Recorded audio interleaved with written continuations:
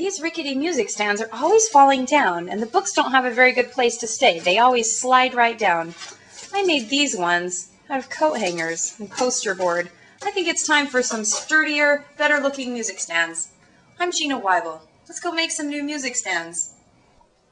Here's my new piece of foam core board. It has a black core and a black board. I got it for $5 at the art store. I really would like to get 4 music stands out of this. It's 20 inches by 30 inches. So I think I'm going to cut each piece 7.5 inches wide. Okay, markers don't show up very well on this, so I'm using chalk. And I'm marking it at 7 and 7.5 inches because I'm going to make a little lip. I'll show you how I do that. So I'm using my ruler to make a straight edge, and I'm using my box cutter to score a line through the foam core. I'm not actually cutting all the way through yet. I'm going to go ahead and finish scoring this line.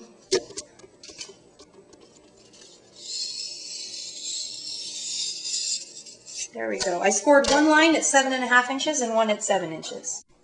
Now I'm going to pick up the foam core, and I'm actually going to cut all the way through at that 7.5 inch line. So if I fold it in half, it makes it easy. I'm going to flip it over. Now I can just easily run my box cutter along that line and it will cut the rest of the way through. So I'm going to go ahead and do that. Okay, now that first piece is all the way off. And remember, I scored a line right there. So if I fold that, it should give us a nice little lip. Let's see how it goes. This is going to be the lip that holds the music.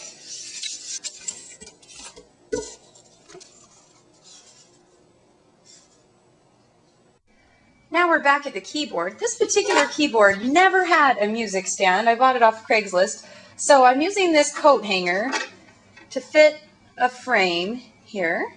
And I want to make sure that my new music stand sits nicely. So before I tape it onto the coat hanger, I'm going to rest it up against my coat hanger and I can see just how it fits. And then I'm going to go ahead and use some packaging tape and tape it along the back. And that's it. I think we'll be done.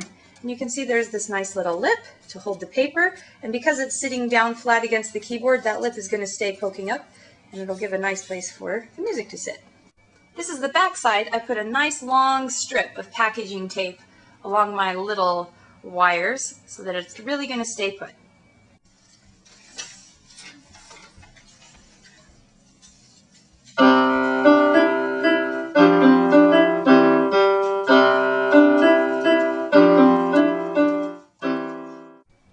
I'm Gina Weibel, and I hope you get a chance to make some great new music stands.